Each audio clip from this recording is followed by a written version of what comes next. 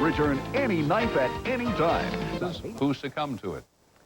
Well, Peter, that remains to be seen. He was, however, reaching out to members of Congress, to potential cabinet nominees, even to the French president who's in town. But he began that charm offensive with, as you say, the person many say is really the most powerful man in the world.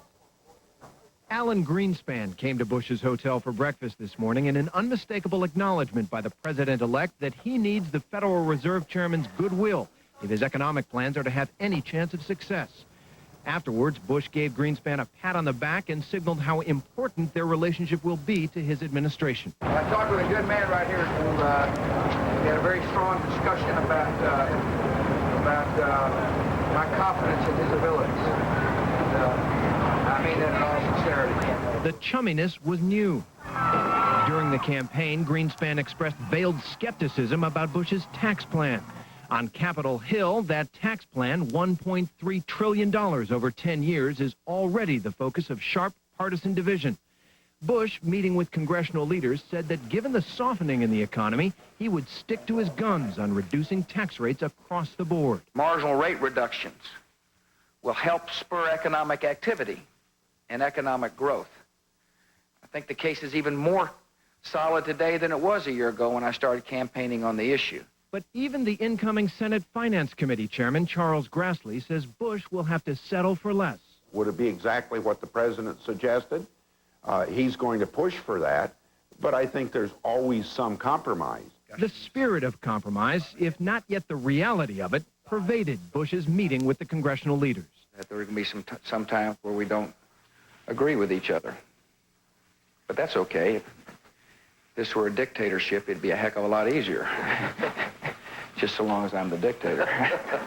Bush's mere presence on the Hill seemed to oblige the Democrats to do something they wouldn't do even yesterday, acknowledge his legitimacy. And I believe in January the 20th, not too many steps from here, he's going to be sworn in as the next president of the United States. I don't know how you can get more legitimate than that. Let's put this campaign behind us. Let's find a way with which to begin working together in a constructive way. For many Democrats, however, Bush's election remains a bitter pill to swallow, and that's why the president-elect's meetings tomorrow with President Clinton here at the White House and the vice president at his residence are so symbolically important as the hard feelings of the election struggle give way to the hard facts of a Bush administration. Peter?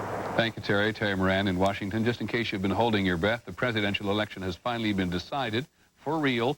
No taking back the call. The Electoral College has met. The electors have cast their votes as provided for in Article 2, Section 1 of the Constitution. We're all more familiar with that now. Here's ABC's John Martin. In New Hampshire, Stephen Dupree, who is a businessman and an elector, had a quick breakfast with his son before heading for the State House. Buddy, are you Republican? Yes. Was there any chance someone might change their vote? In New Hampshire? Zero. I would put it less than zero. In Concord, Dupree cast his vote for George W. Bush. He is the state Republican chairman. New Hampshire has cast its 4 electoral college ballots for George W. Bush for president of the United States. In some states, Republicans feared electors might switch, so they called them repeatedly. I did receive a couple of phone calls and about a dozen letters.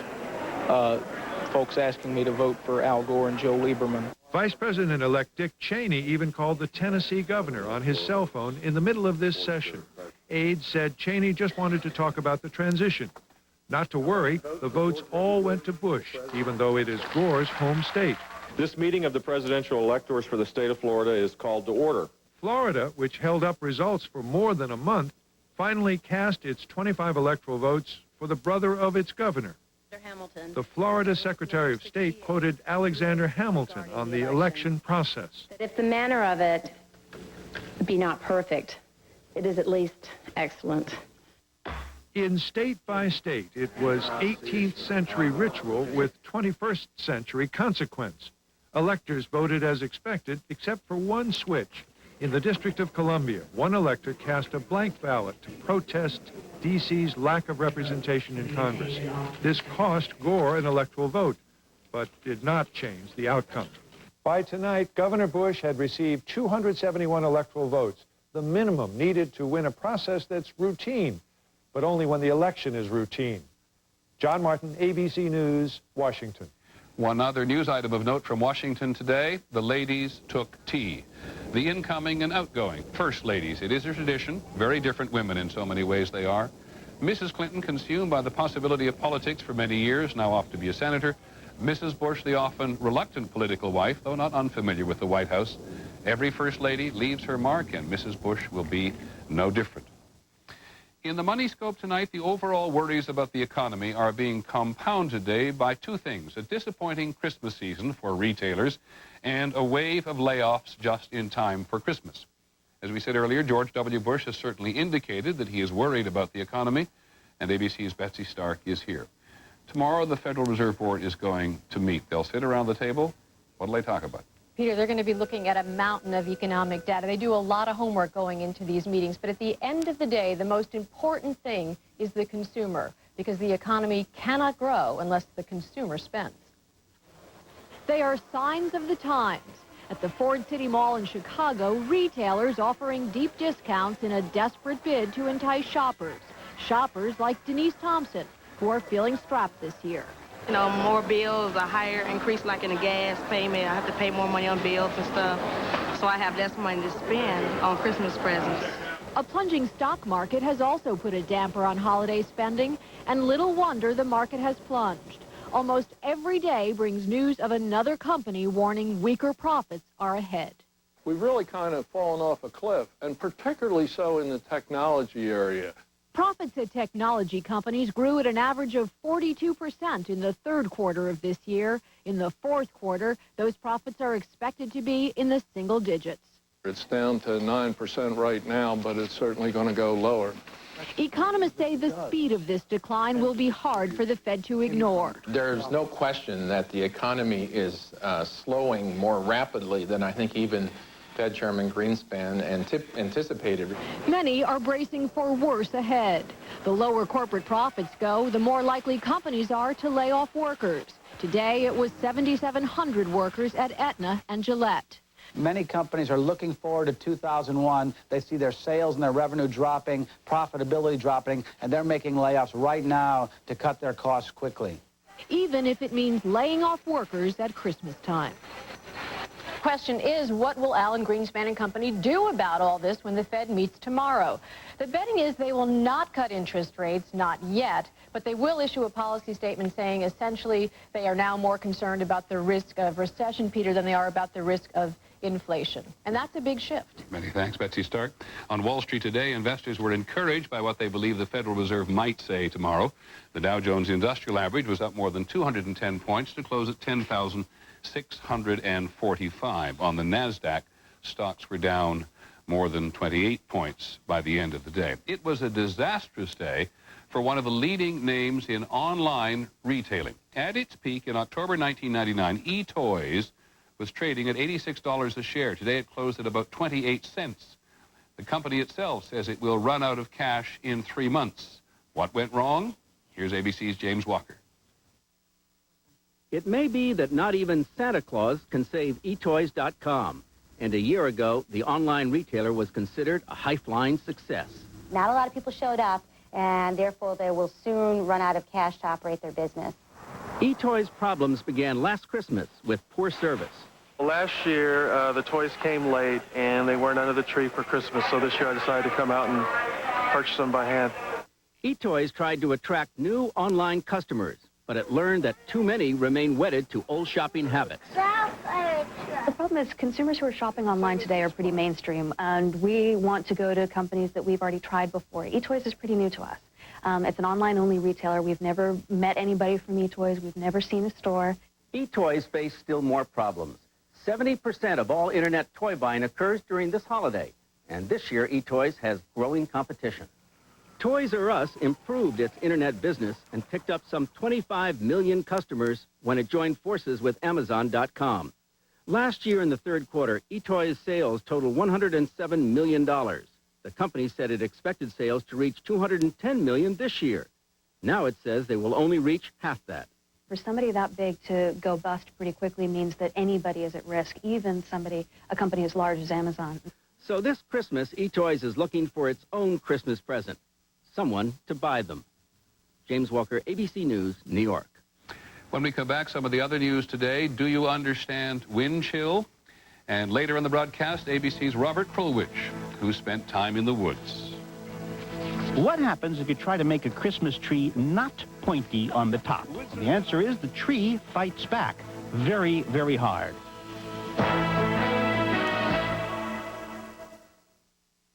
This is Unisom Sleep Gels. It helps you sleep. This is Tylenol PM. It helps you sleep too. They both have the exact same amount of the exact same sleep ingredient. But Tylenol PM has added medicine for headaches, backaches, even fever. Do you have a headache? Backache? Fever? Then why take medicine for it? Take Unisom. It's a safe, non-habit-forming way to fall fast asleep. When we asked some denture wearers why they don't use an adhesive, they didn't have a whole lot to say. I don't need it. My dentures fit fine, thanks. I've not a problem in 15 years. But then they tried Fixodent, and they couldn't say enough. Makes them feel a lot more natural. I just plain forget I have them. They actually fit better. That's because Fixodent gives even the best fitting dentures a better fit. It just proves you never know until you try. Fixodent, and forget it.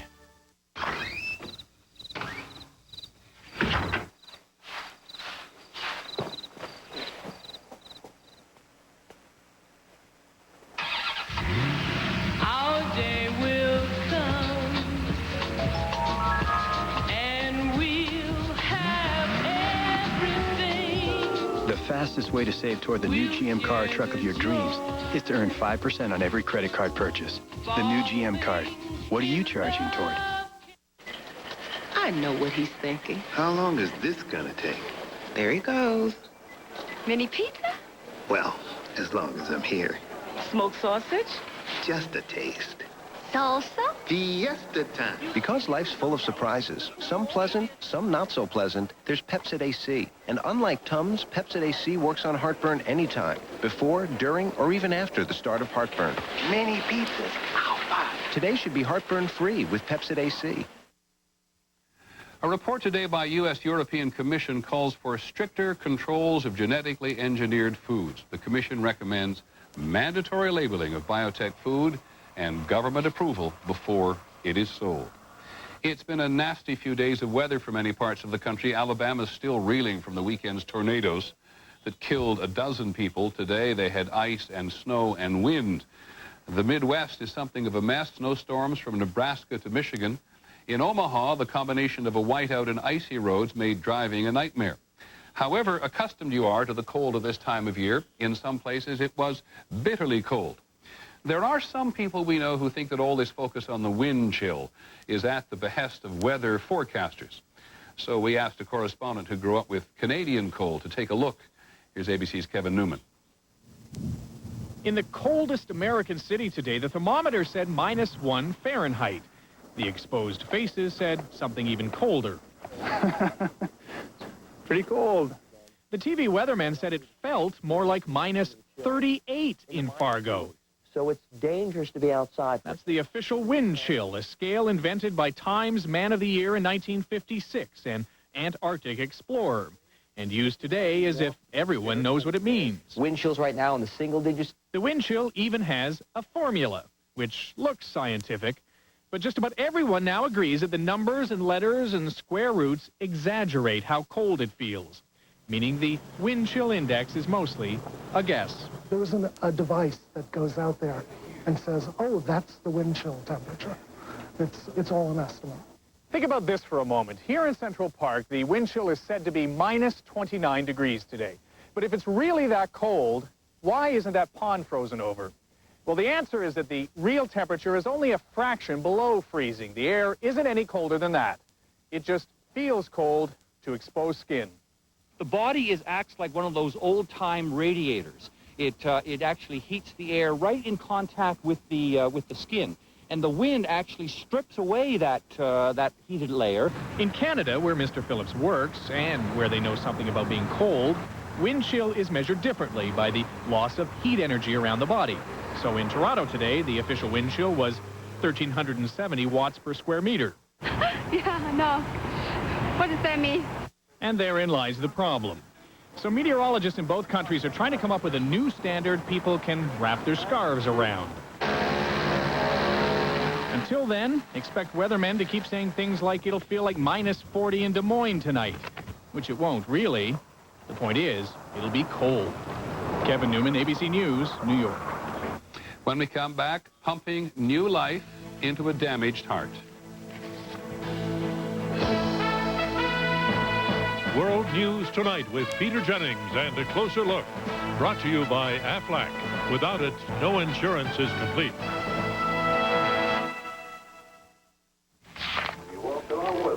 Want to start a family? Right now? I just got supplemental insurance. What's that? Aflac. Well, if we get sick, our health insurance won't cover things like lost pay or other expenses. This does. What's it called? Aflac. I don't know. Aflac. Without it, no insurance is complete. Dear Aleve, when my wife took pain relievers like Tylenol for her bad headaches, they'd work a while, then quit. So she tried the Aleve I take for arthritis pain. Just 2 Aleve can work all day. That could take 8 Tylenol. Now her headaches are gone all day. Thanks, Aleve. Here's the second set of keys. You enjoy your new house, okay? Okay. Thanks, Carol. Bye-bye now. Bye-bye. Thank you. I'm just leaving the Harris house. And what about the gifts for our office party? I'm heading there now.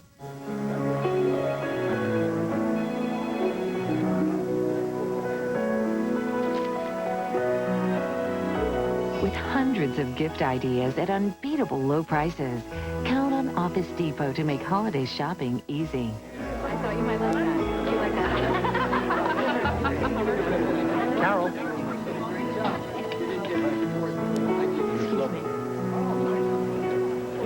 What do you have there? Let me see. Is that your new house? Yes. It's beautiful.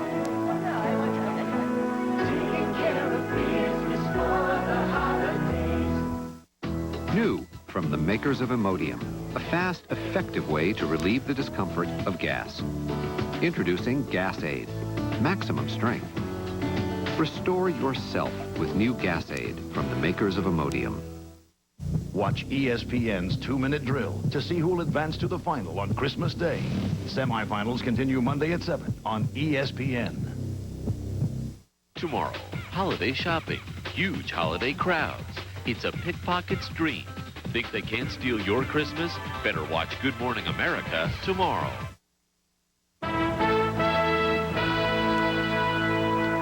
About 4.5 million Americans suffer from some form of congestive heart failure, which happens when the heart muscle is so severely damaged it cannot pump enough blood to meet the body's requirements. The last resort for many is having a transplant, which, as anyone knows, is major surgery, even if you can get one. Which is why we're going to take a closer look tonight at repairing the heart rather than replacing it. ABC's John McKenzie on the French experiment. 3 years ago in Paris, Henry Senan suffered a heart attack that left more than 30% of his heart muscle stiff and scarred, unable to pump. J'étais dans un état de suffocation. It was like I was suffocating, he said, and it was very painful. Last June, doctors decided to experiment, to try something never before attempted on a patient. They would restock his heart with healthy muscle cells, taken from elsewhere in his body. Cells which are alive and which contract to revive this area which has been damaged. The doctors removed a tiny piece of Senan's thigh muscle and, using new lab technology, grew hundreds of millions of muscle cells. Then, during a traditional bypass operation to get more blood to his heart, doctors injected the new muscle cells directly into the heart. This procedure followed years of testing on animals that showed when muscle cells from other parts of the body are put into the heart, they undergo remarkable changes. They make new alignments, new proteins. In short, they begin to look more like heart muscle cells. The effect? This is Senan's heart just before the procedure. This darkened area, reflecting no sign of life. 4 months later, masses of new living cells. Heart tissue brought back to life. An area of the heart that was idle before, pumping blood once again. This is clearly more than we would expect to see from bypass surgery. And that's why this treatment, in fact, has tremendous potential for patients who have scarred areas in their heart. And because the transplanted cells are the patient's own, the body does not reject them. Doctors do not know how long Sanan's improvement will last, but the preliminary results have been so impressive, they plan to repeat the technique on 8 other patients within the next few months. John McKenzie, ABC News, New York. Closer look for today. When we come back, the Christmas tree.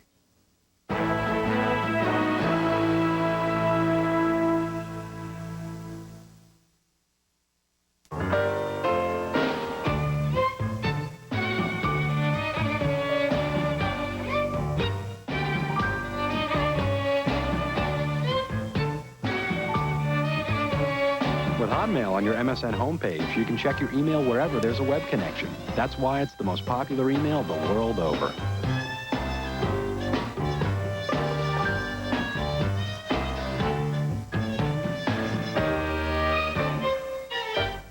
Oh. What's the matter, honey? Oh, heartburn. I know just what you need. New Alka-Seltzer Heartburn Relief. Faster than Pepcid or the leading prescription. New Alka-Seltzer Heartburn Relief. Yeah, it was amazing. Whole different world. You were a volunteer? Yeah. I saw a world that wasn't so fortunate. They needed help. In business, I see a world full of opportunity. To help me take advantage of those opportunities, I invest in international funds with T. Rowe Price. I chose them because they work with analysts all over the world. See, I know what a difference being there can actually make. T. Rowe Price, helping people invest with confidence for over 60 years. Every hour of every day, for everything you do, Chevrolet will always be there. And right now, you can make your money count on a 2001 Chevy Malibu with $12.50 cash back. But getting what you need only lasts till January 2nd. That's $12.50 cash back on Malibu. Something this good you can't afford to miss. So make your money count at your local Chevy dealer today. It's so easy. You'll love new and improved Ziploc Easy Zipper. Now you can easy zipper it and know it's closed. Ziploc Easy Zipper. Easy open, easy close. Easy zipper. Nothing brightens your child's day like their favorite songs. Now Time Life Music brings you a new collection. 100 Best Love Songs for Kids for just $24.99. Falling down, falling down, falling down. Row, row, row your boat gently down the stream. Rock the day beyond the treetop. 100 Songs for Kids on 4 CDs or 4 cassettes for just $24.99. 100 Songs for Kids. If you're not completely satisfied, Time Life will refund every penny of your purchase price. So call now for 100 Songs for Kids. To order, call 1-800-682-5656 or send $24.99 for 4 CDs or 4 cassettes plus $4.99 shipping and handling to 100 Songs for Kids, Department 3, Richmond, Virginia, 23280. Over 25 million watched these women survive being gassed, pushed to the limit, pushed over the edge. And they're still standing tall. But there's one battle left, and this time it's war. Forget graduation. How will they ever survive this? 2020 Downtown's basic training wraps. You can't miss how this ends tonight. Finally from us this evening, the Christmas tree. It seems to us that every year about this time, someone asks about its origins. Evergreen has been a symbol of rebirth since long before Jesus, when greenery in the house at the time of the winter solstice, the shortest day of the year, was a symbol of life. The first Christmas tree appeared in Germany in the 16th century, and Christmas trees came to the U.S. with German immigrants who settled in western Pennsylvania around 1700. The first president to have a Christmas tree at the White House was Franklin Pierce in 1856. The first lighted tree was in Boston in 1912, and the first national tree with lights was on the White House lawn in 1923. Today, almost 40 million trees are bought and decorated in the U.S. alone every Christmas season. So why do we tell you all this aside from the general interest? Well, it's because ABC's Robert Krulwich went to Maine. Have you ever wondered why Christmas trees, typically fir and spruce trees, are almost always pointy? They end in one stalk, just one, right at the top. According to this biology professor, Bernd Heinrich, who took me for a walk in the woods in Maine, these trees are deeply programmed, fiercely determined to be pointy. In the springtime, if you look at a typical conifer tree right down at the top, you'll see 6 new buds, one smack in the middle, the other 5 pointing outwards. They're going to be the baby branches, but the tree will push the bud in the middle as high as possible up to the sky. Why? Because in a small patch of forest, there are going to be lots of trees. 4, 5, 6. And they're all competing for sunshine. So only one of them is going to make it. So the top bud, therefore, is vital. It is the king of the tree. And that's why Professor Heinrich wondered, what would happen if something, say a professor, killed that king? Here's a bud which would have become the new leader of this tree. Gone. Clean gone. Heinrich did this murderous deed over and over last spring and discovered that the remaining buds conducted a kind of chemical conversation and very quickly elected a new king and moved it into place so the tree could keep on going. Okay, the professor wondered, now what happens if we kill the new king? The potential new king is probably that bud right there in the center. I shall flick him off. Same thing happens. This will continue. Every time the top bud was killed, the tree automatically elected and raised up a new bud. Evolution has taught these trees to demand one bud, one focal point to thrust to the sun. And that is why Christmas trees are pointy, because it's a shape that has worked for 300 million years. Robert Krulwich, ABC News. Now you know. That's our report on World News Tonight. Later this evening on Nightline, creating a new school after the busing failed. I'm Peter Jennings. We hope you have a good evening. Good night. This has been a presentation of ABC News. More Americans get their news from ABC News than from any other source. There's no margin for error when the Rams battle the Bucks. For St. Louis, Kurt Warner has recaptured his early season magic. Tampa Bay's chances ride on the legs of Warwick Dunn. The playoffs are on the line. Monday Night Football, tonight at 9, 6 Pacific. Ready, set, go.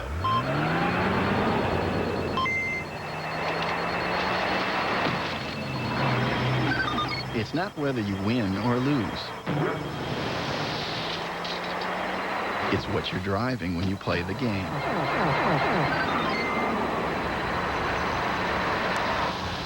Introducing the more stylish, more powerful all-new Civic from Honda. Amazing, but true. This holiday season, get everything on your list at Weimart and save. Get the perfect stocking stuffer. Mattel's Matchbox or Hot Wheel 1/64th scale vehicles are 2 for just $1. Bring home the Princess Barbie doll from Mattel as well. It's holiday priced at just $9.99.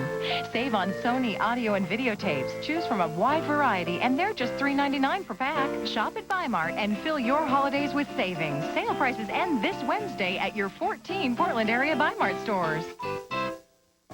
Recently, a behavioral experiment took place to determine if the new Crackle Flame fire log from Duraflame duplicates the romantic sound of a wood fire without the inconvenience.